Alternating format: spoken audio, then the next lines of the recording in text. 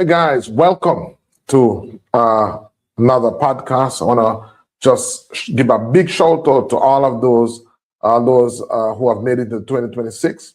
2025 was an amazing year, and so it was amazing opportunities, amazing challenges. But I believe 2026 is even going to be greater. I want to apologize for the period of time that we were not on. To all of our ICM TV tribe members, want to apologize. But I was busy in the background doing a lot of things.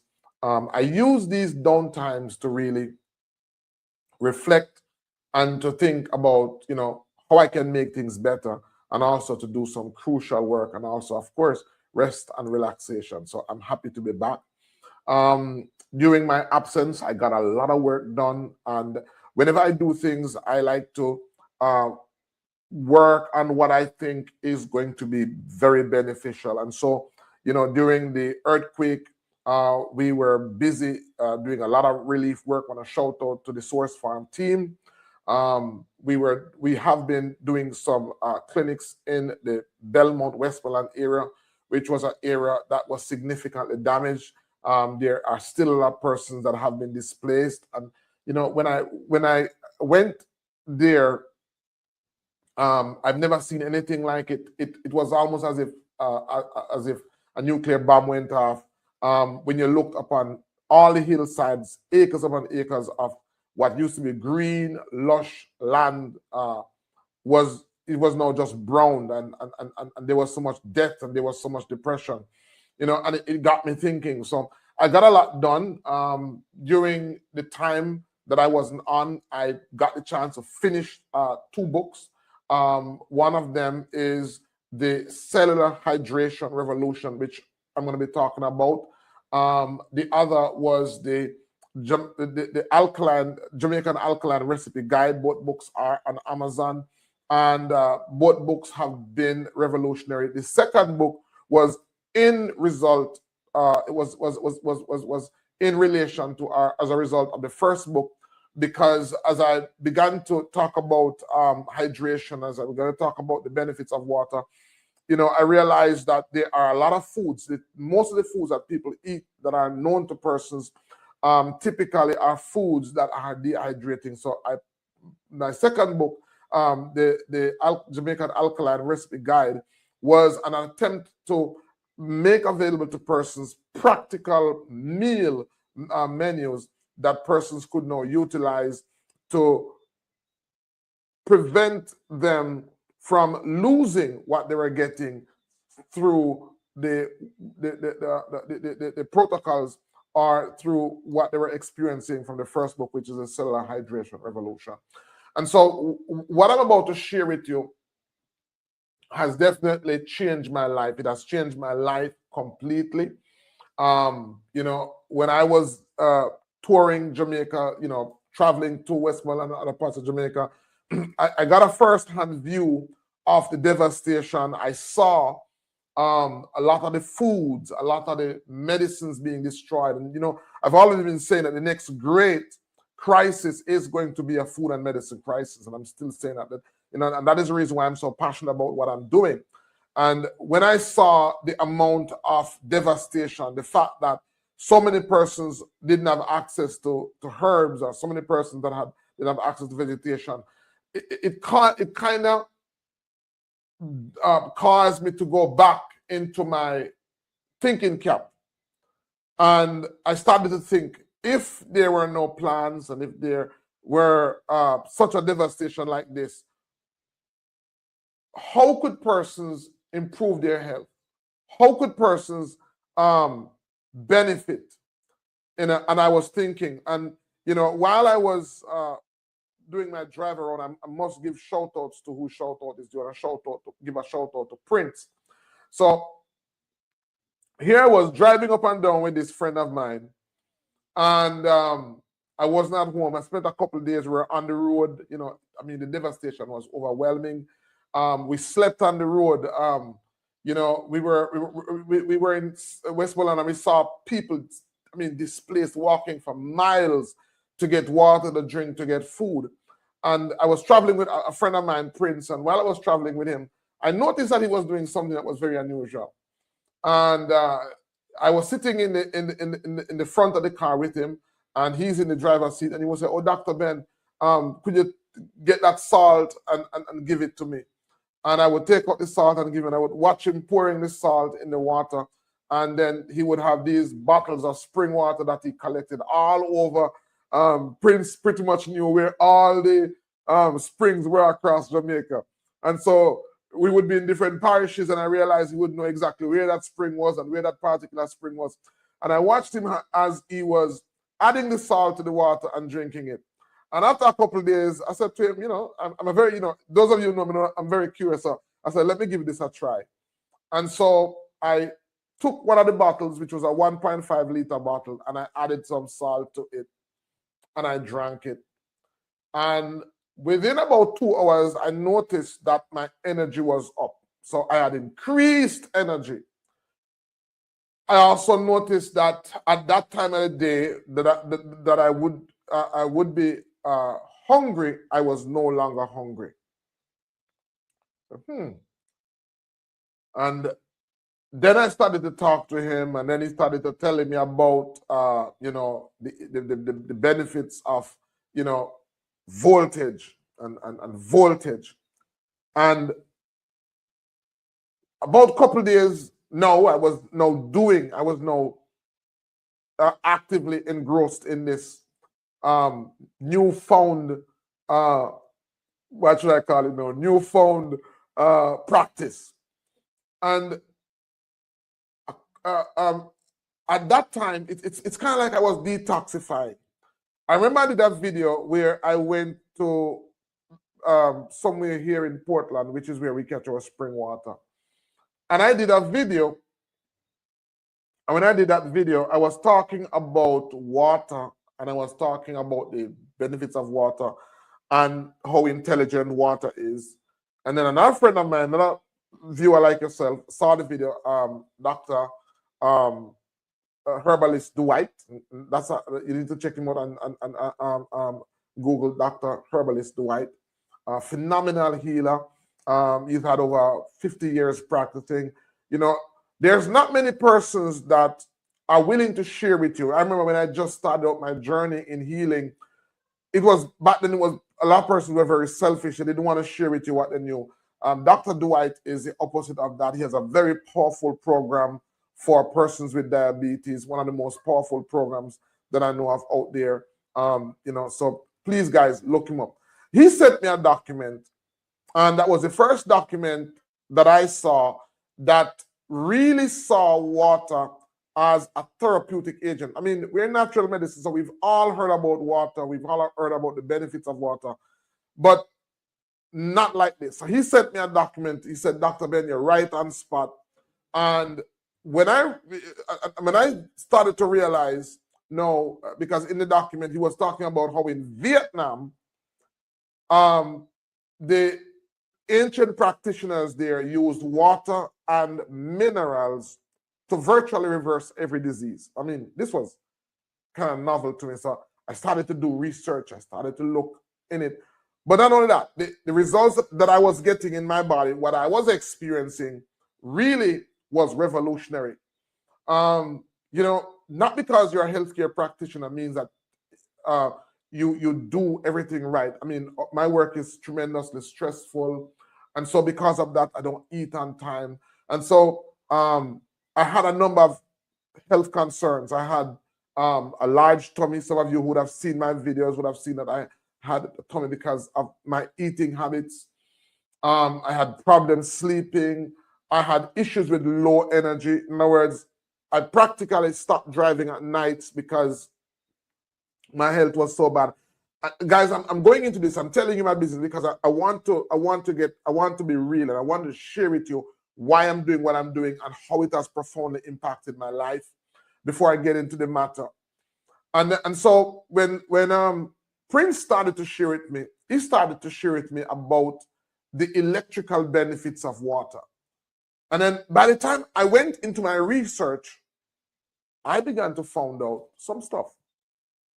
What I began to find out revolutionized the way that I thought about medicine and the way that I see medicine.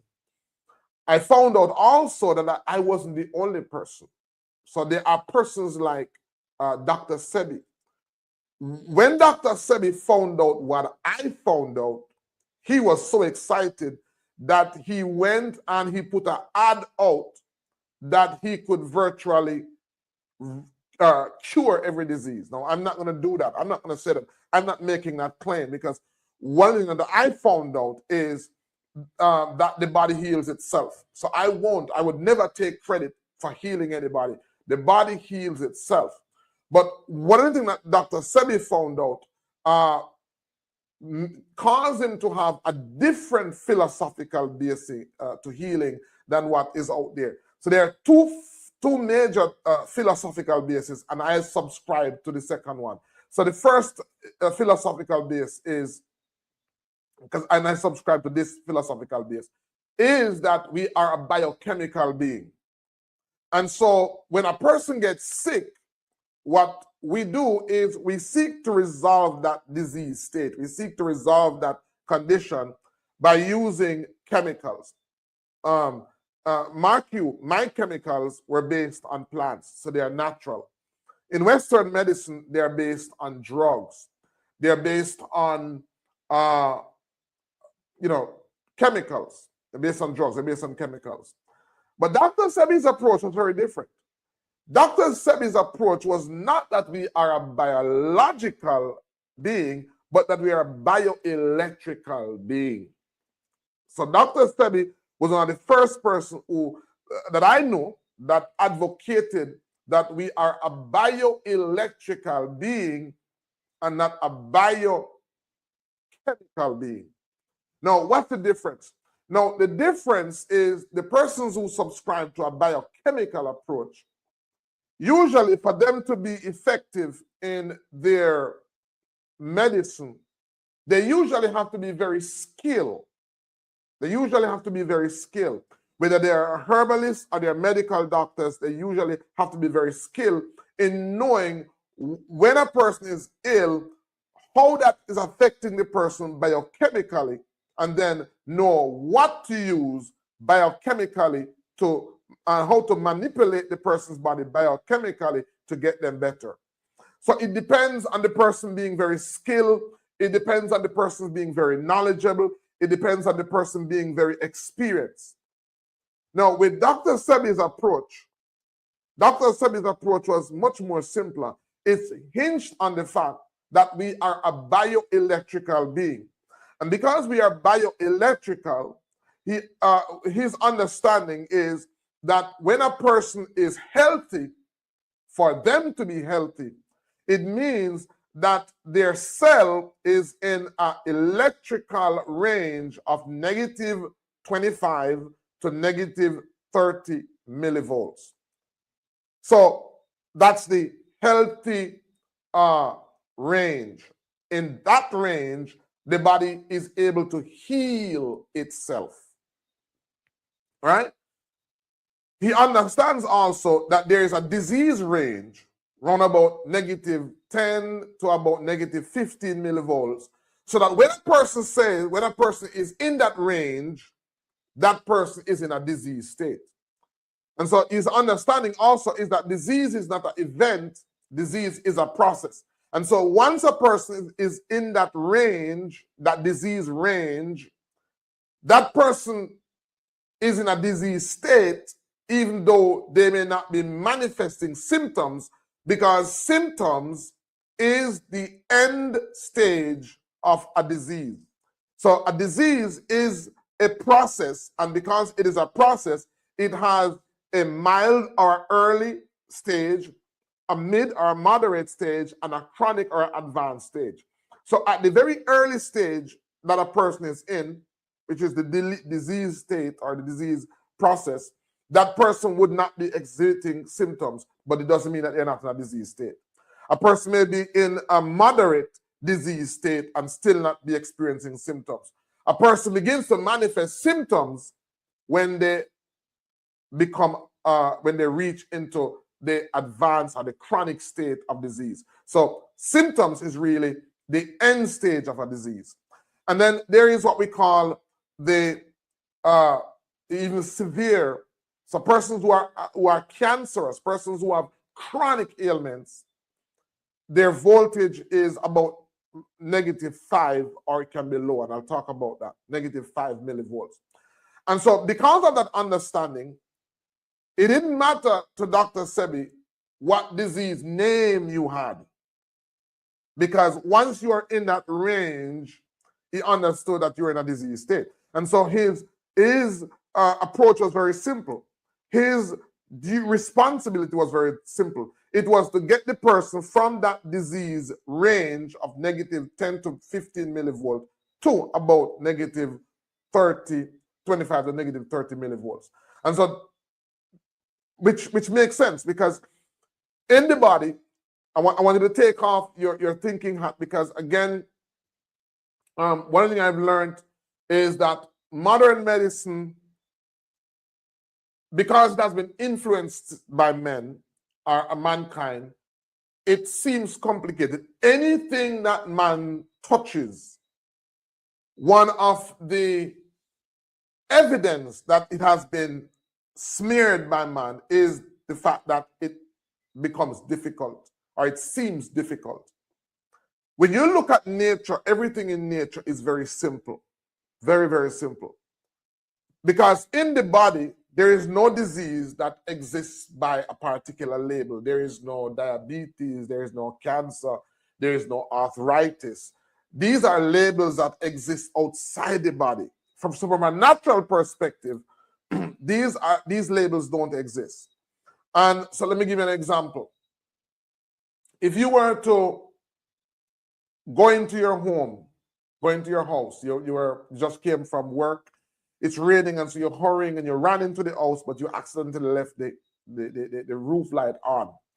The next morning you get up and you go to start your car, and you go to start your car and your car is not starting. You know nothing about the car. You just bought the car like a month ago or 2 days ago, but you're completely oblivious.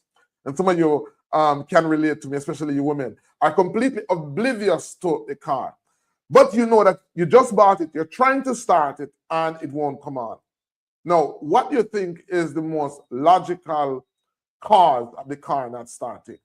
Now, some persons will say it's a dead battery, but I disagree. Why do you disagree? Well, the same car that you say is dead, if you were to turn on the light, it would come on. If you were to try to wind the window up, it would come on. If you try to turn the radio on, it would come on. So it's not a dead battery. What's happening to the car is the car has a low voltage.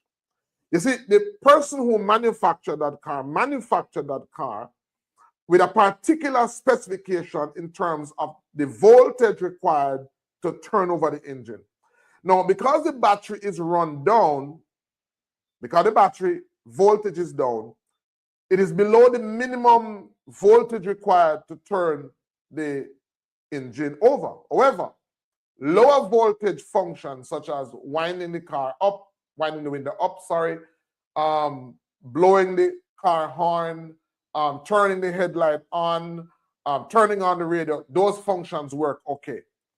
So it's not a dead battery, it's a low voltage.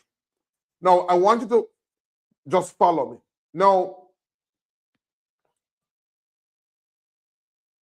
your mechanic who realizes that you're completely oblivious to what's happening decides to take advantage of you.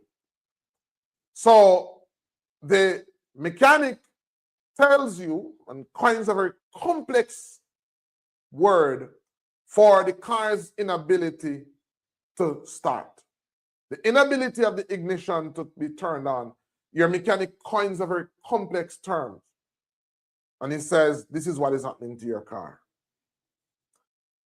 Because you were trying frantically to start the car, you also now killed the battery. So other functions that were taking place, lower functions like winding up the window and blowing the horn, those functions are now gone. your mechanic now says that not only has your car developed a problem with the ignition, but also the windows won't come up. And he coins another name, complex name, to describe that condition. He describes and he coins a different name for all the functions that are not taking place. And because you don't know any better, you become frantic, you become frightened, and you have no problem. What he has just said justifies what he's now going to charge you to fix the problem. Now, what I just shared with you very well describes what modern medicine has done. Now, you and I, who know that it was because of an electrical problem, knows that what seems like the window not going up, the horn not blowing, the radio not coming on, the wiper not being turned on, the car not being is not being able to start. What looks like a multiplicity of mechanical problems is really rooted in one problem, and that is the fact that the car battery, the voltage in the battery is low, or because you are trying to get it started, the car battery is now dead. And the simple solution is just to recharge that battery. In most cases, all you would need to do is to jumpstart that battery and the car would be good to go. This is basically what happens when the voltage begins to drop. And so for those persons who subscribe to a biochemical approach like myself, that's what I subscribe to. That's what looking at modern medicine and looking at health, I thought that was a problem. And so I too was sucked into the belief that in order to get persons better, I needed to know the right herb. I needed to know the proper formulation of the herbs. I too was a subscriber of the biochemical approach. And as I began to think about it more, I realized that it didn't make sense. It makes sense in the Western medicine world, but if you think about it, really, it doesn't make sense, because as I began to think about it, Mother Nature now began to teach me. Now that Mother Nature began to talk to me. And it began to ask me the first question. When you were in your mother's womb, what herb or what herbs were necessary while you were in your mother's womb for you to develop as a living person? And there was no herb. And that's when I found out a very profound truth I'm going to share with you. Healing is an involuntary process. The first crime of modern medicine, is what I call the crime of misappropriation. In other words, healing, which was intended to be a natural, involuntary process, modern medicine has made it into a task. And that was just profound for me. In other words, a lot of the persons, even herbalists, who approach healing from the perspective of herbs are doing the same thing that Western medicine is doing. They're approaching healing as a task. Healing is not a task. Healing is a natural process. Just like our life is a natural process. When a man gets to and a woman gets together, that's the only voluntary involvement that they have in getting that egg fertilized. Once that egg is fertilized, there is nothing else that we have to do for that life to be developed. It is an involuntary process that does not require our voluntary input. When you get a wound, a cut, there is nothing that you do voluntarily for that cut to heal. It's an involuntary process. It takes place. When you eat food, there is nothing that you do voluntarily to help the body in assimilating or absorbing the nutrients from that food. It is an involuntary process. Now, if healing is an involuntary process because the body heals itself, then healing really should start from a question. When a person is sick, you who are sick, since the scripture says that we are fearfully and wonderfully made, if your body is not healing itself, the first question is, why am I not healing? That's the first question we have to ask. Instead, what we have done is that we have subscribed to a biochemical approach that says that for us to get better, we have to voluntarily do something to get better. And so for some persons, that voluntary input or that task is taking a particular supplement or taking a particular drug or taking a particular herb in order to be healthy or in order to be healed. I want to get through to you, and I want to get through to you clearly. So I want to take my time, and I'm glad that I'm on my YouTube channel so I can take as much time as I want to, because I want to get you. You know, when I found out that for every biochemical action, there has to be a voltage. Every biochemical action in the body is the result of a voltage. Right? And so once voltage drops, then healing stops. Once voltage drops, healing stops.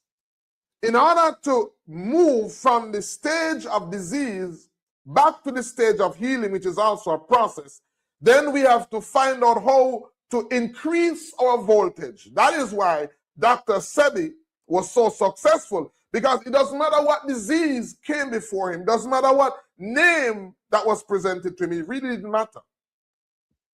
What he knew was that once a person was sick, it was because they stopped healing.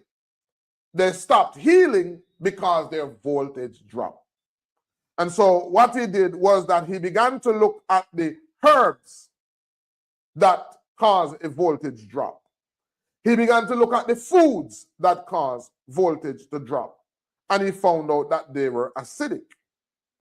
He realized that the body has a default pH state, which is alkaline.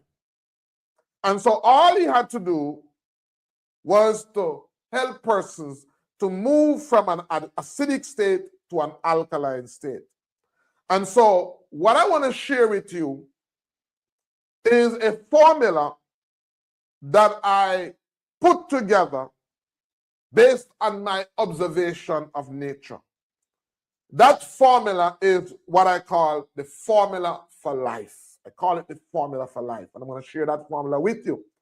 Now, a formula is based on a law. And so if it is that you employ the principles of the law, then the results are not supposed to be surprising. The results are supposed to be expected, because you're following a law. So I want to share with you the formula for life, and I want to share with you how this formula has revolutionized my life. And so basically, the formula is H₃O₂ plus M plus A equals hydration. Again, H₃O₂ plus M plus A equals hydration. And I call it the formula for health, or the formula for life. And I'm going to break down the components of the formula, and I'm going to share with you. And I've been sharing this through our clinics. We've been sharing this through our clinic, and it has been completely revolutionary. Your chronic fatigue isn't a mystery. You're just severely dehydrated and don't even know it. Indigenous Caribbean medicine practitioner Dr. Ben Yisrael discovered that 90% of his clients weren't actually sick. They were thirsty. In his groundbreaking book, The Cellular Hydration Revolution, he reveals how proper hydration can eliminate inflammation, boost energy, and help you lose weight naturally. No expensive supplements needed, just water done right. Get your copy today and discover the healing power your body's been craving. All right, so, Dr. Sebi put an ad. He had an ad that he could cure every disease. As I said, I won't take that credit. What I've done is I have put all of this knowledge that I have learned, all this information into a book called The Cellular Hydration Revolution, and it's available on Amazon. I would encourage you to check it out. I said the person is one of the greatest gifts. One of the greatest gifts is the gift of life.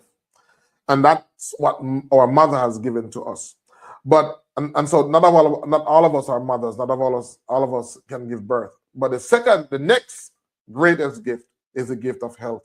And so that is what I want to share with you, the formula for life. And I want to get into that and I want to share that with you. And so the formula for life is H₃O₂ plus M equals hydration. And this is the formula. H₃O₂ is structured water. The M stands for minerals and the A stands for absorption. So hydration equals cellular uptake, not water intake, right? So hydration is really cellular uptake, not water intake. And so a lot of persons will tell me, Dr. Ben, I drink a lot of water. So, I mean, my problem could not be that I am dehydrated. And so I want to, in the book, I go a lot into what is hydration, misconception about dehydration, because it's very important that we understand this. That one of the things that water brings to the body, water is not just hydrating us, but water has what we call a value, all right? It has an electrical value. So water has what is called, our water should have, our good water should have a negative electrical value. But a lot of the water that persons are drinking actually have a positive electrical value. And so water should have a negative electrical value. That's why the battery is called an alkaline battery. It has power because it's called an alkaline battery. And in the book, I go, more in depth into explaining that than I would be able to. Now, H₃O₂ is something that is strange and new to a lot of persons. Water is not just H₃O₂. Water is structured. Water is electrically active. Water moves nutrients and minerals, and water maintains cellular voltage. Demineralized water drains the body. And so a lot of persons who say that they drink water, one of the reasons why they are drinking water and they are dehydrated and they are acidic is because they're drinking the wrong type of water and they're drinking water the wrong way. All right? Now, whenever you get sick and you go to the hospital, one of the first thing that is done to you if you're chronically ill is your first medical attendant is not the medical doctor. The first person who attends to you is a nurse. The job of the nurse is to stabilize you so that the doctor can now begin to help you. All right?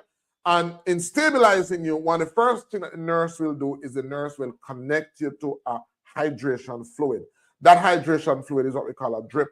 And that drip basically is minerals and water, or salt and water, right? Because the nurse knows that if you are not stabilized, your body cannot utilize much what is going to be introduced to you to help you. So what the nurse will do, the nurse will string you up to an IV, and the nurse will look on their clock, and they look on the cannula. And what happens is that if you look at the cannula, you'll see the water dripping, dripping, dripping, dripping, dripping, dripping. Nurse leaves, come back, and they check your pressure. And once they realize that you're now stabilized, what they will do is they will begin to reduce the drip to what I call rhythmic, consistent flow. That fluid that you are getting is causing you to be stabilized. Now, that fluid is just salt and water. Now, that fluid is the fluid that is given to you, even if you're hypertensive. So person will say, "Oh, I can't subscribe to what you're saying because I have high blood pressure. If I consume salt, if I consume minerals, then I'm going to be in problem." But even when you're hypertensive and you go to the hospital, they're going to still hook you up to that IV fluid, which is still salt and water. Now, why would the nurse hook you up to that fluid? And by the way, there are persons who are so ill that they can be hooked up to that IV for a week, not eating anything else. And all that's sustaining them, all that's maintaining their stability is that fluid. Why would they hook you up to that fluid? Because that flow that you are getting is ensuring that on a cellular level, your voltage is heading in the direction of normalcy. They're trying to maintain that your cellular voltage is stable. They're trying to stabilize your cellular voltage so that they can now begin to work on you. Another example is if you come into the hospital with a heart condition that is chronic, whereby the heart stops. They'll get a defibrillator. And that defibrillator is voltage that they're going to hit your body with to bring you back to life or to stabilize your heart function. I want you to begin to use common sense, because in Western medicine, one of the things that makes it difficult for us to understand is because Western medicine has been made out to be a very complex, very complicated field, something that's very difficult to understand. And I want to say to you that nearly anything that man touches is tainted with complication. That's one of the evidence that man has touched something. Once they touch it, it becomes tainted with complication.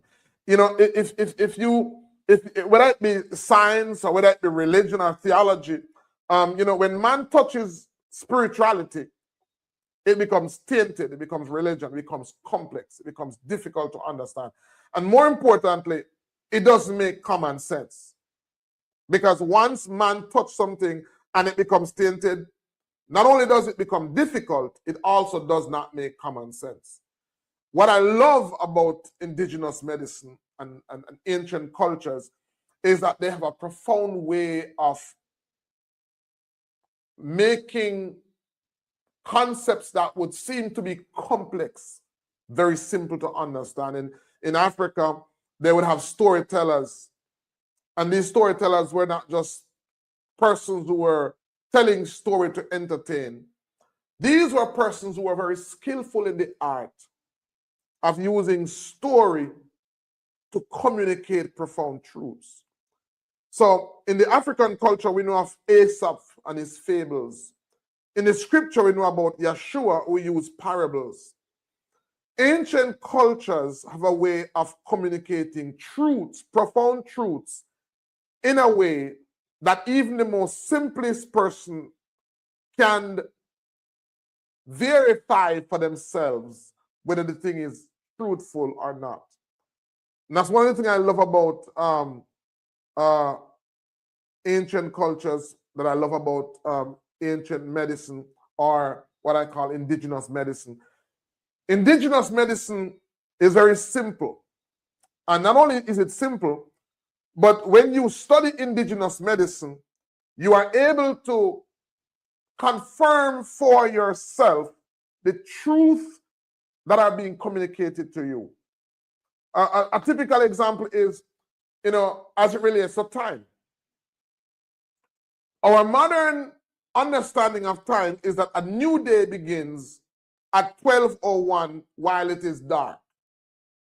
So there's no way for you to confirm when a new day begins unless you depend on an invention of man or whether you depend on an intelligent mankind or intelligent man. With nature, it's not like that. Nature says a new day begins with the rising of the sun and ends with the setting of the sun. I mean, all ancient cultures understand that a new day begins with the rising of the sun. And even the simplest of, or the most unlearned member of a community can confirm that for themselves because they can see when the sun rises and they can see when the sun sets. But no. That is just too simple. Man has to complicate it because somehow it makes them feel intelligent. It makes them feel intelligent. And that is the same thing that they have done with health and the same thing that they have done with healing. In order for you to overcome your diabetes, you have to depend on a medicine, whether natural or unnatural, in order to not only get better, but in order to stay better. I'm saying to you that that's flawed because when life was developing in the womb, there was nothing voluntarily that we had to do for that life to develop. When we eat food, there's nothing voluntarily that we have to do for the body to assimilate it. The body does not need permission from us to heal itself, nor does it need permission from us to protect itself. It does this involuntarily and it does it very well. And so if our approach to medicine is from a task perspective, that concept already is flawed. That concept already is flawed. What I want to share with you is what I call the formula for health, where healing is natural and the materials needed for healing is in abundance. And so, as I said to you before, that a lot of us have heard about H₃O, but we have not heard about H₃O₂. Dr. Ben, what is this H₃O₂? H₃O₂ is something that will change the way you look at water. Now, we have been taught about the 3 states of water: solid, liquid, and gas.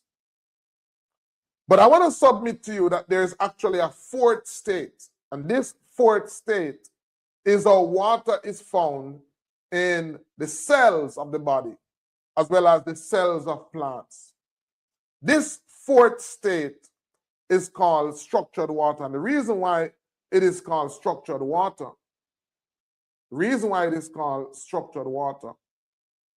is because it is 3 atoms of hydrogen. And so the 3 atoms of hydrogen creates a pyramid-like structure. And because of that pyramid-like structure, the water is more bonded. The water is more what we call structured. This is how water is found in the cells of animals, and this is how water is found in the cells of plants. That's why it's called structured water, and that is the reason why it's also called gel water, because it has a gel-like structure. So to give you an example, if you were to put your hand in your mouth and collect some saliva, if you try to separate that saliva with your 2 fingers, you're going to find that the water will form that saliva will form a string, because that bond is difficult to be broken. So the water forms a string. Now, if you were to do the same thing with mucus coming out of your nose, if you were to do the same thing with semen, if you were to do the same thing with pus, with blood, nearly all the fluids that come from the body is structured, right? Because this is how water exists in the cells of the body, not as H₃O, but as H₃O₂. This is how water is also found in plants. This is how water is found in fruits. And so it's important for us to understand that. So H₃O₂ is how water is found in the cells of the body. So this is how we have to introduce water into the body. And I'll tell you, maybe not tonight, but I'll tell you in another presentation how to get that structured water. But I want to lay the foundation of the formula for health, or what I call the formula for life. So H₃O₂ is what is essential. This is how the body assimilates water.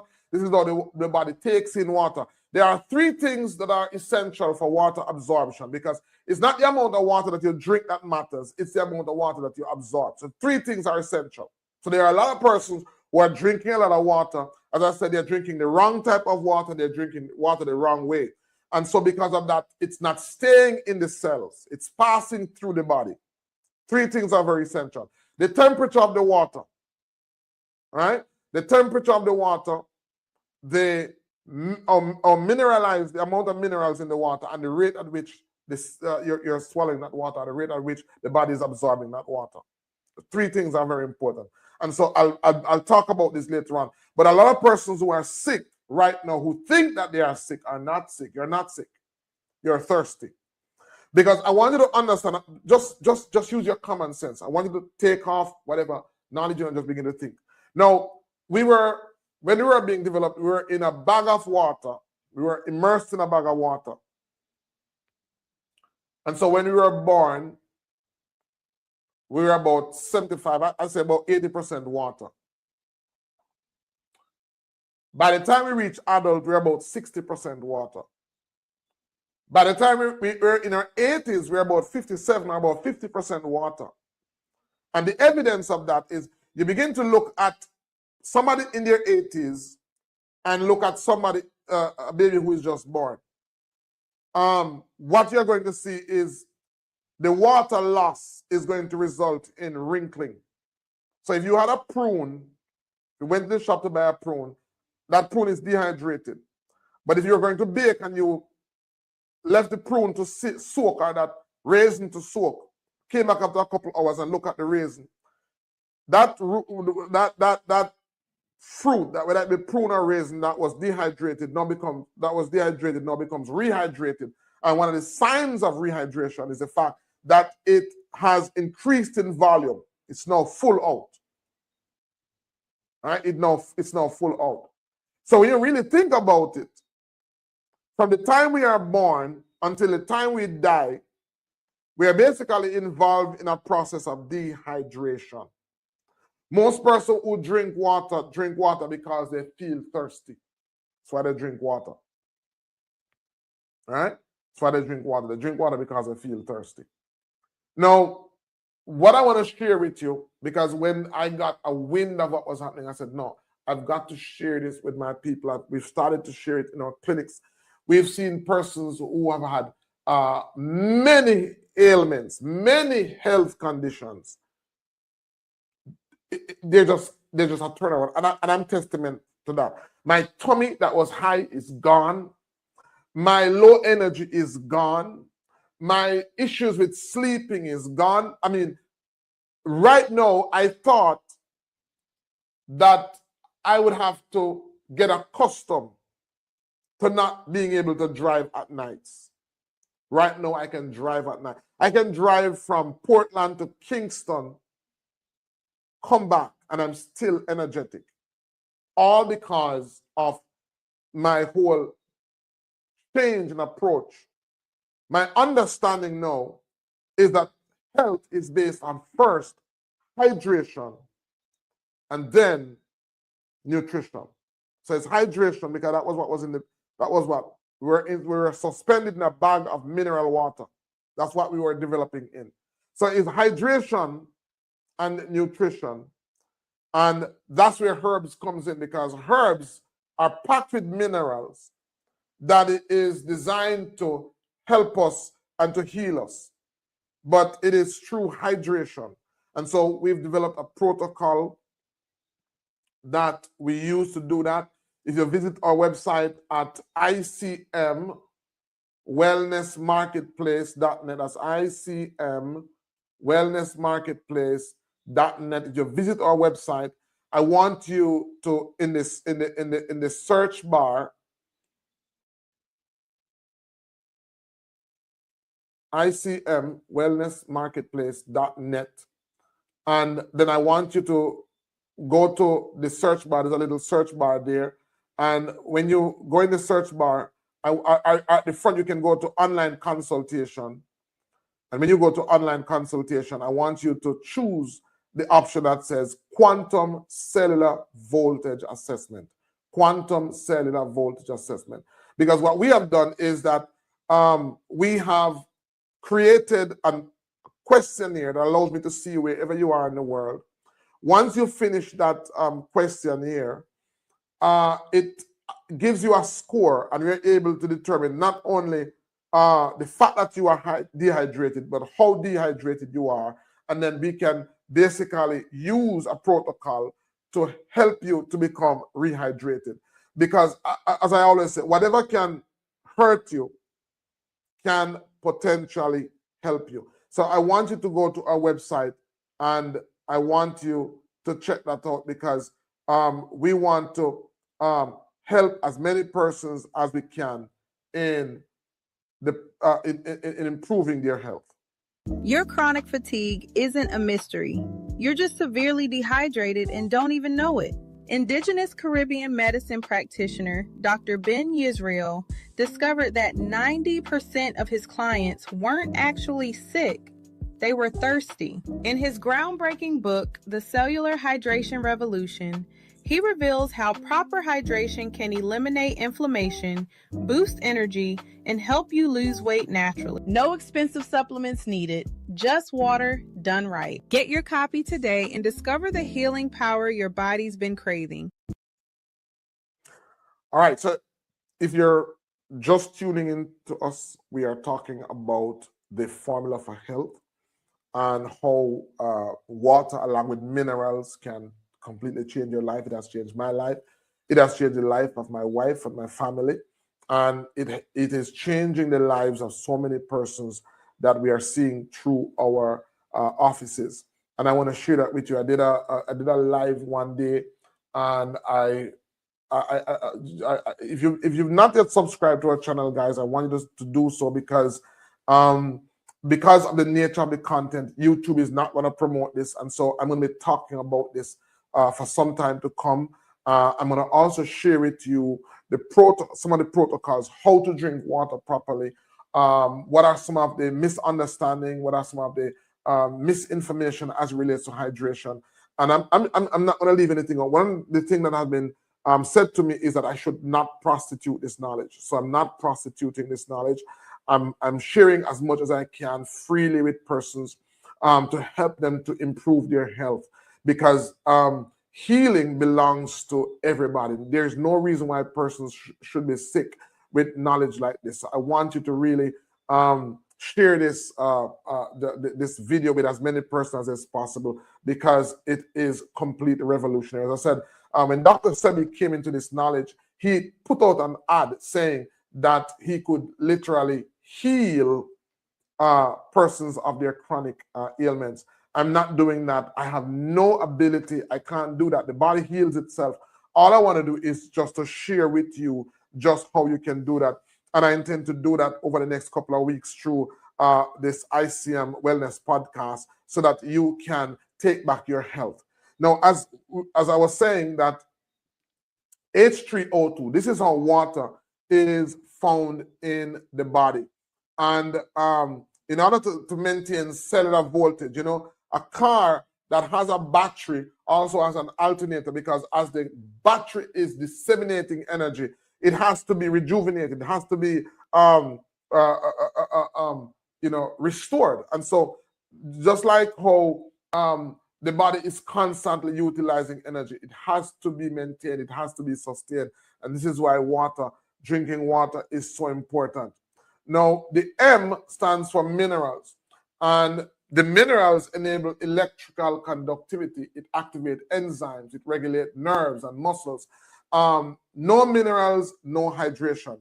Now, we've heard the term of electrolytes. Now, electrolytes are magnesium, potassium, sodium, and calcium. These minerals are essential to the body being able to properly produce voltage. And there's a delicate balance that has to be maintained. There's a delicate balance. In other words, if there's too much sodium, that balance is disturbed. And what happens is because sodium has a pulling effect, it pulls water into the cells. Potassium has a pushing effect, so it pushes water out of the cells. I'm going to break this down. I'm going to talk about this in subsequent presentations. This is just the first part, and I'm so excited to share it with you.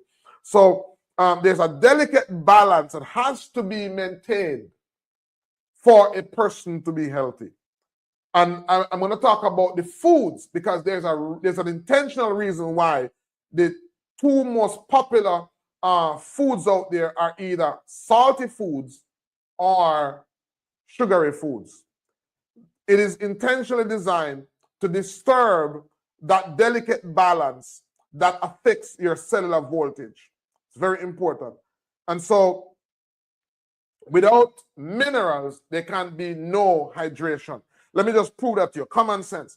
Now, if you were to cry and taste your tears, it would taste salty.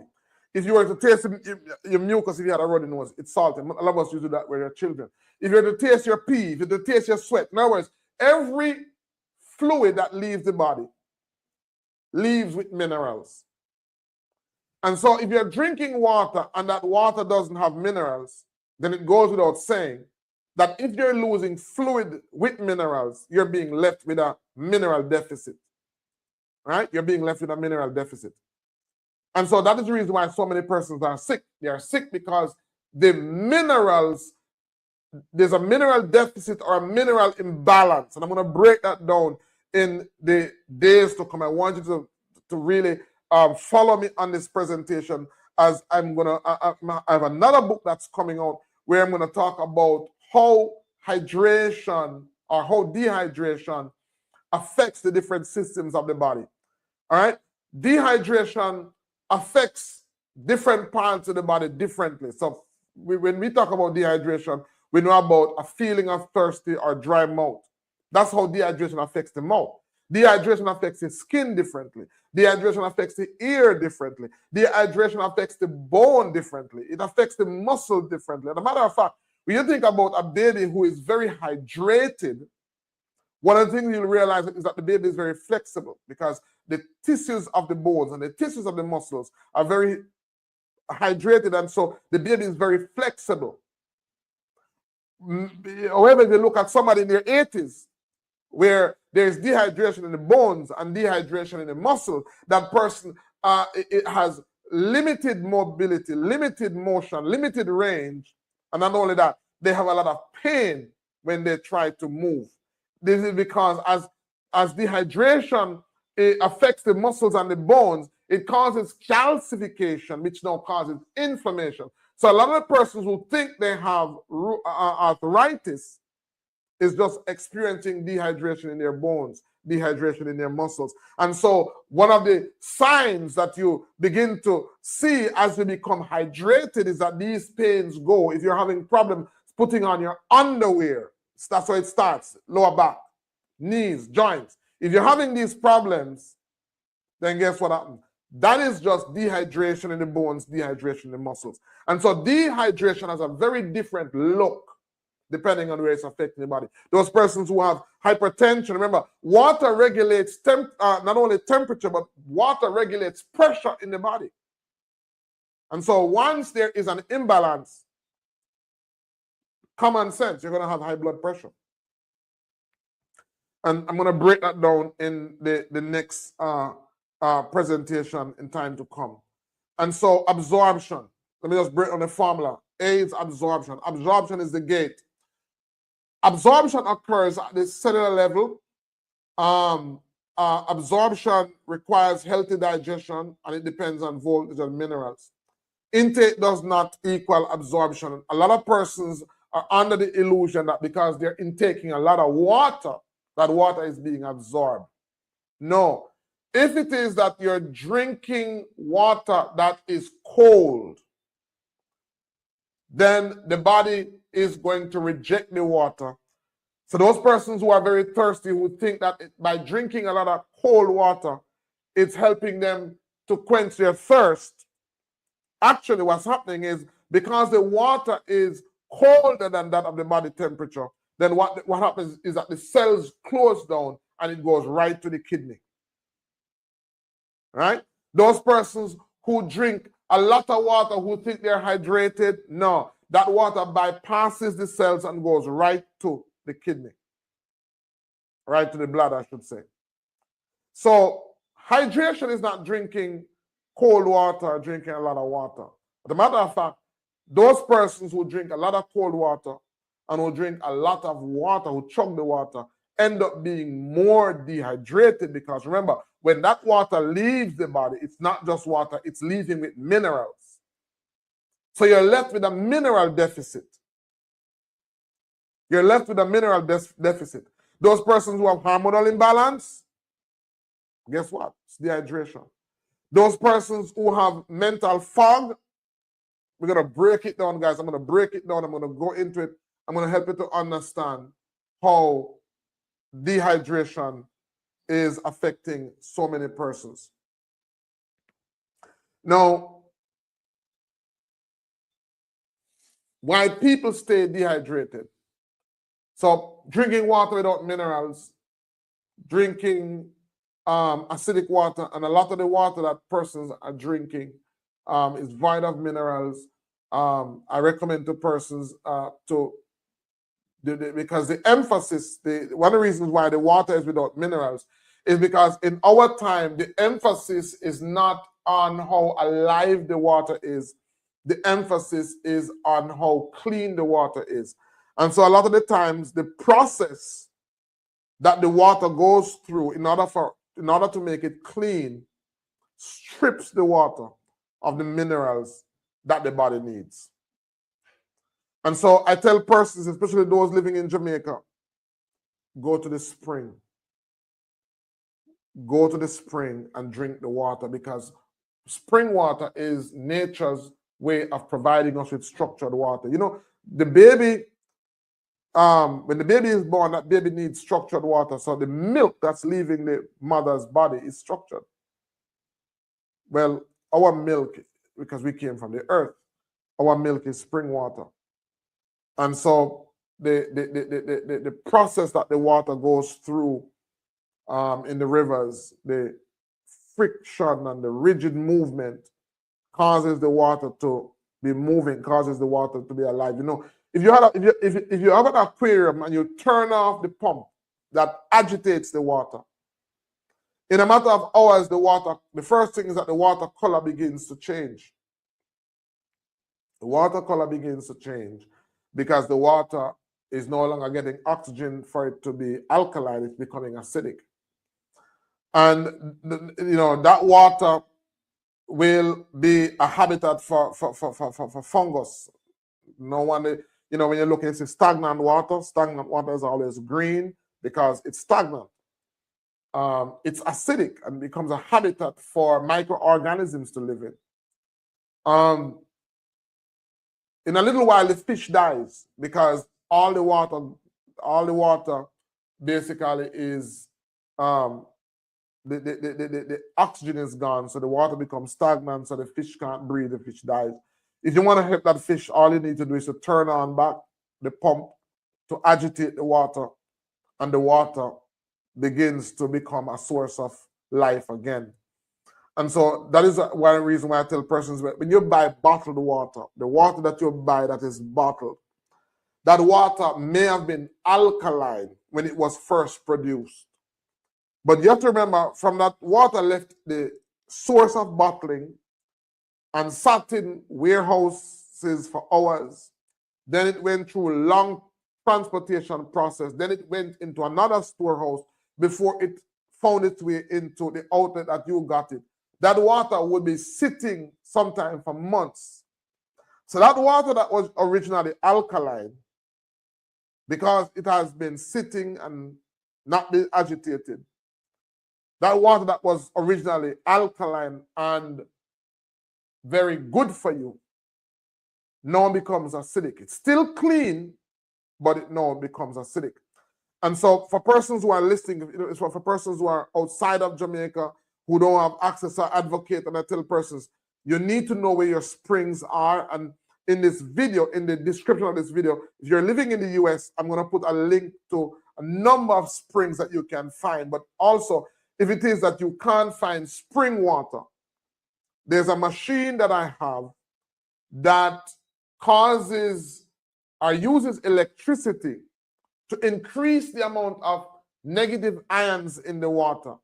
And so you can have that machine, and especially for persons who have chronic health issues, this can significantly increase your health, because when we're talking about alkalinity, it's like having a car that is dead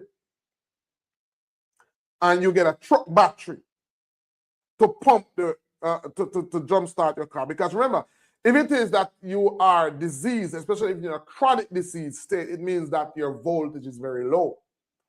And so what you're going to want is an agent, a tool that can pretty much get your voltage up. And so this is a tool that can produce water that has a pH of 11, a pH of 10. The average water is about, 7.1, 7.2, 7.3. I mean, if you're not sick, if you're okay, if you're healthy, that's okay. But if you're having serious health issues, then you want something like, when you're going to the hospital and they use that defibrillator to really jumpstart your heart. You need something to jumpstart your cells. You need water that has the highest negative electrical value possible. And so we have a machine that is on our site. If you're watching and you go to our site, icmwellnessmarketplace.net, just scroll up to the top and type and touch on the link that says water machine. We have a machine there that can produce the alkalinity, and we have a payment plan for those persons who may see the price, because those machines are in the $3,000 price range. If you're living in the US, if you're living in Canada, there are payment options that allow you to make very, very small monthly payments and have that machine for yourself. All right, but for those of us living in Jamaica, or for those of us who have good health, I would say to you that you want to get your water as alkaline as is possible, and you can get that for free by just going to the spring. For those of you in the US, there's going to be a link in the description of this video as to some springs that you can go to and that you can get your alkaline water. All right. So one thing I also want to say is that a lot of persons who are sick, a lot of persons who have ill health, one of the reasons for that is because when you become dehydrated, the body is forced to manage, or the body is forced to go into a water crisis. So it has to manage water in a scarcity setting. And so what the body does is that the body first shuts down the body's absorption pathway. And then what the body does is that the body begins to take water from areas of crisis to areas of critical crisis. And so there are certain parts of the body that it takes water from. There's some certain favorite parts of the body that the body takes water from. And one of those is, for example, the stomach, because the stomach has a very thick lining. A healthy stomach has a very thick lining with a very thick mucous membrane.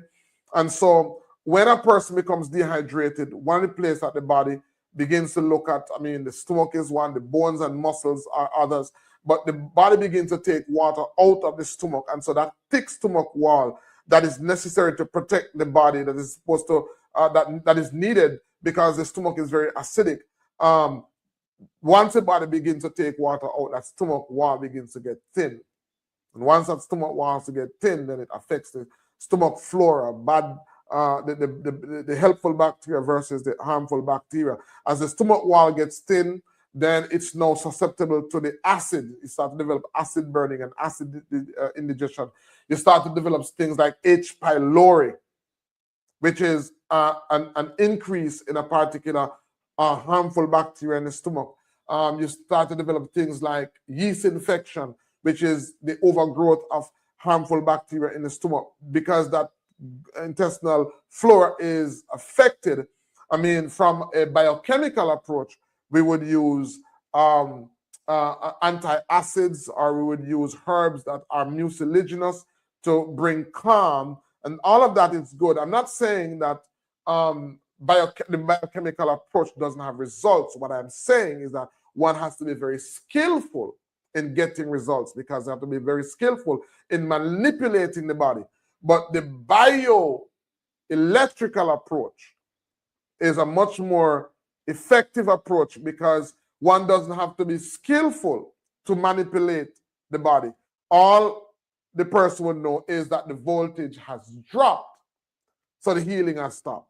So all you need to do is basically increase the voltage, and the body goes back into its healing range, and is able to now heal itself. I mean, it's so simple. So that's the reason why Dr. Sebi was almost cocky. He was almost some would say he was overconfident, because he knew that it doesn't matter what condition a person confronted him in. Once the person was sick, the person was in a disease range because their voltage had dropped. And so all he had to do was to take away the acidic foods, take away the acidic lifestyle, and help the person to increase acidic alkaline foods, help the person to increase alkaline products.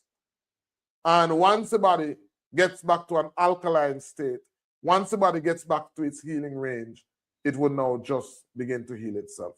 So some at that time, very simple. And so what in our clinic, we have developed protocols.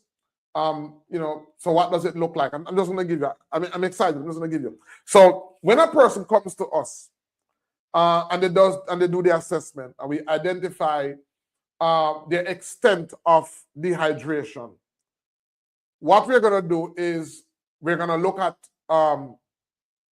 first of all, their level of hydration, their level of fluid, what their daily fluid looks like. And then what we're going to do is we're going to, because we know that the body's hydration, when the body becomes dehydrated, it shuts down its absorption pathway. It's not as easy as just hydrating, because there are a number of factors to consider based on the extent of the dehydration. We're going to look at whether the person is taking diuretics, whether the person, the age of the person. We're going to look at the lifestyle of the person, what about work the person does. We're going to look at the climate the person lives in. All of these are very important in determining how to start hydration, because it's not just a one-cap-fit-all approach, right? So we know, we use what is called 1 liter to every 50 pound body weight. So for every 50 pound body weight, then we're going to recommend 1 liter of hydration, 1 liter of fluid. So if the person's 150 pounds, it's 3 liters.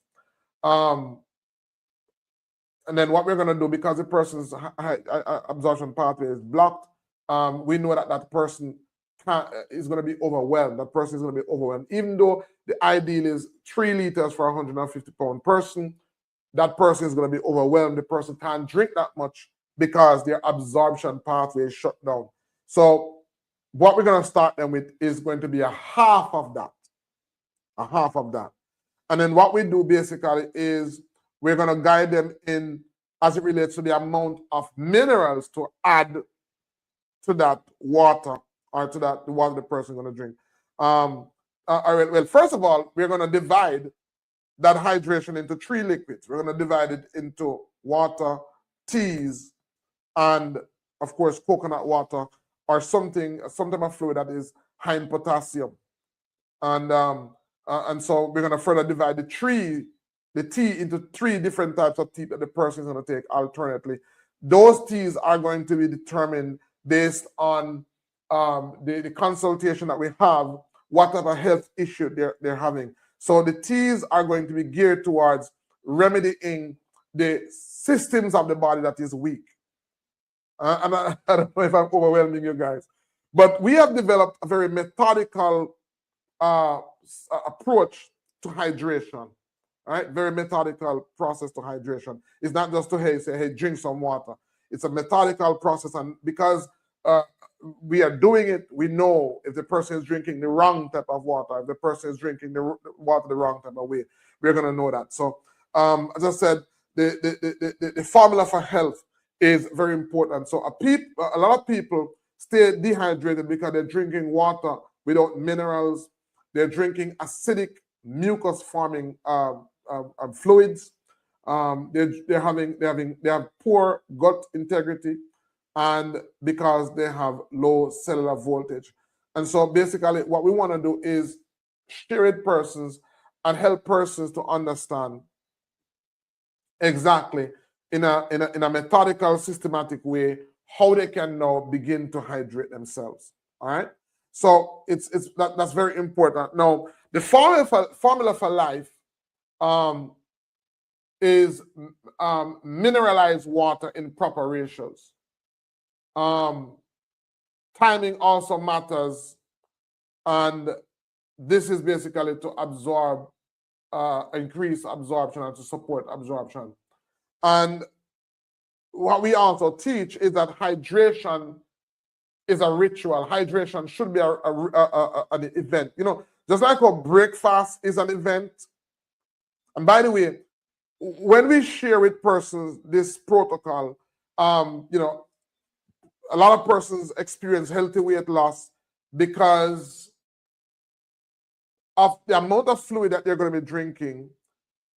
They're not going to have an appetite to eat, and they're going to be on like a 70% liquid diet, 30% solids. All right, which supports the biology of the body, because the body is about 70% water. The brain is about 80% water. Our cells is about 90% water. And so in order to be healthy and in order to be alive, the body needs a lot more water than we actually think. So we teach water as an event. So personally, I get up about an hour before I start my day to start hydrating. And I have about 64 ounces of water that I drink. I couldn't drink that much water at first, but I start with about 64 ounces of water. And then my office is about 2 hours away. So I drink a half of that 64 ounce. And while I'm driving, I drink the other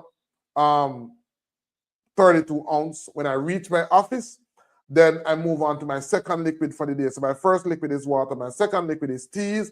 And of course, these are herbal teas. I drink about 10 ounces, 12 ounces of teas.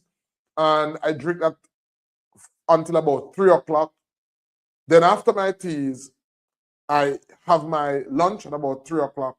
And then I move on to my last hydration fluid for the day, which is coconut water, until about 5 o'clock. So right throughout the day, I'm drinking fluid, I'm being hydrated. And then my last meal has protein, and it has the fats, and it has the sugars in it. And so at the end of the day, because I finished drinking at 5 o'clock, I go to my bed and I don't get up. I make multiple trips to the bathroom. As I said, I share. It may look different for persons, but we share with persons and we guide them. We had persons who have had low sex drive. We've had persons who have had low energy. We've had persons who have had many ailments. And we've shared this Formula for Life program with them, and it has completely revolutionized their life. And so where this formula applies, it is applicable to clinics and wellness centers.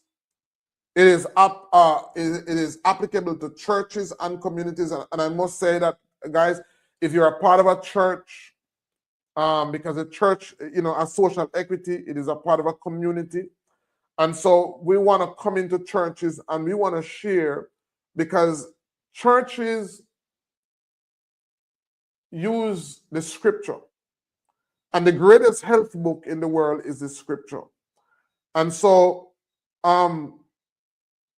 what's sad is to see the amount of sick persons in churches, the amount of sick leaders in churches. And I'm not saying this to cause you to feel bad, because a lot of you are sick because you are ignorant. And so what I want to do is I want to come into those churches, I want to come into those communities, I want to share with you this formula, because as I said, it is a formula. And once the formula is applied, there's no two way about it.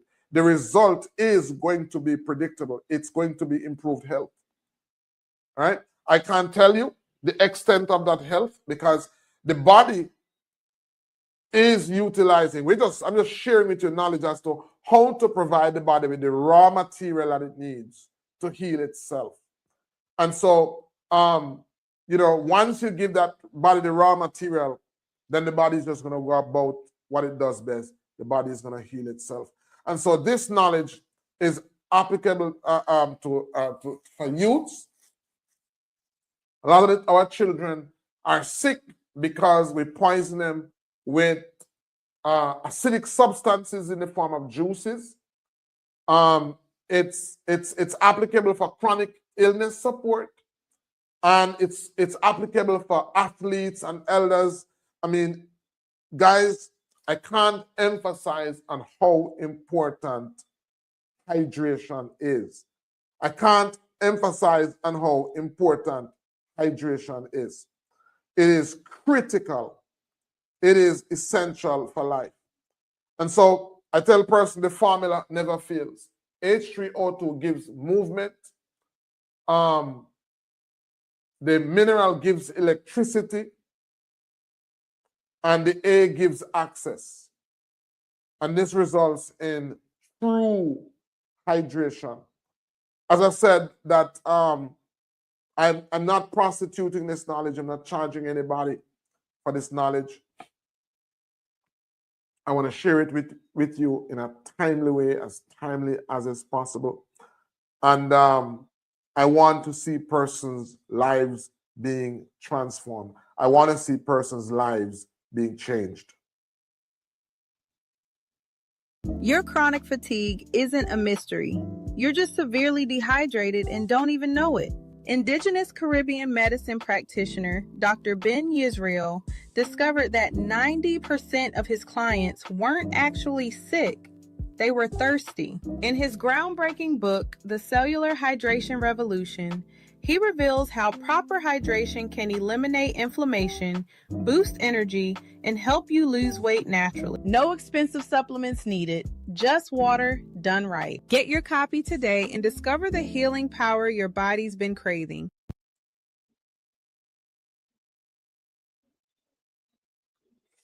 Guys, I want to, just encourage you to, I thought this would be something easy to share, something easy to tell. 90% of the persons who walk through my office door who think that they are sick, it's very hard. I have a very difficult time in helping them to understand that what they're experiencing, what they're suffering from, is chronic dehydration. I want to give thanks, because in the past couple of weeks, we're seeing people who are testament to that, who have seen their lives being transformed. I remember a gentleman came into our office. He was very ill, and I put him on the protocol. In St. Thomas, he went to him. The next day I saw that gentleman came. This gentleman was also very ill. And he said, do you know who sent me? I said, no, who sent you? He said, you saw a gentleman yesterday. And I know that gentleman. But as a matter of fact, he said, I built a vault for his mother who died recently. And he was very sick. the community knows that he was very sick, and they virtually wrote him off, and they were prepared to attend another funeral similar to his mother. And he came to you, and the next day, the community was shocked when they saw him going back to business and doing what he was doing. And if that man was so close to the door of death, and he came to see you, and by the next morning, his turnaround was so dramatic, we had to come and see you. So yeah, so I took up the phone and I called the gentleman, and called him and said, "Hey, how you doing?" He said, "Man, I'm doing great. I'm doing much better." I wasn't satisfied because I knew that, you know, there could be so much more that could be done to him. I said, "Are you following the protocol?" And I shared this. He said, "Yeah, man, I'm following the protocol, So I said to him, "How many times did you urinate? What time did you get up and start the protocol?" He told me. I started about 6 o'clock. And then I said, "Okay, between 6 and 10 a.m., how many times do you urinate?"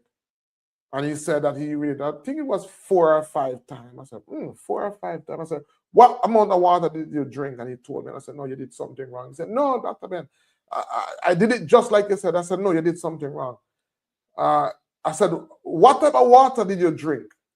He said, "Spring water. Remember, I run a shop, so I sell spring water." I said, "No, that's where you went wrong. When I said spring water, I was actually intending for you to go to the spring and get water from the spring to drink." I knew that he did something wrong because of the amount of time that he urinated. And also, and if I asked him the color of his urine, he would have only confirmed that he wasn't absorbing, because when you absorb water, it is supposed to leave the body with a color. If you are passing your urine and it is clear, it is a sign that you are dehydrating yourself. If you are passing urine and it is clear and frequent, it is a sign that you are presently dehydrating yourself. You are losing minerals. And as you lose minerals, your voltage is going to drop. Once your voltage drops, then not only your healing stops, but disease begins to accelerate. Not only are you in a disease state, but you are accelerating that disease state. I want to share with you in next week's podcast, next week's presentation, I want to share with you some of the protocols that we have as it relates to hydration, and how you can hydrate yourself if you're living in a cold climate. I'll share with you what happened to me when I was in Florida as it relates to my blood pressure, as it relates to constipation. I'll share all of those with you. And I hope to be on, I hope to be on where I can take questions, and I hope to help some of you guys to improve your health. I hope that what I shared wasn't too much, wasn't too long. It was informative, it was educational, and it will help you to make better decisions as it relates to your health. Until next time, this is Dr. Ben Yisrael saying your health is your responsibility. And the greatest weapon against sickness and disease is education, not medication. Bye-bye.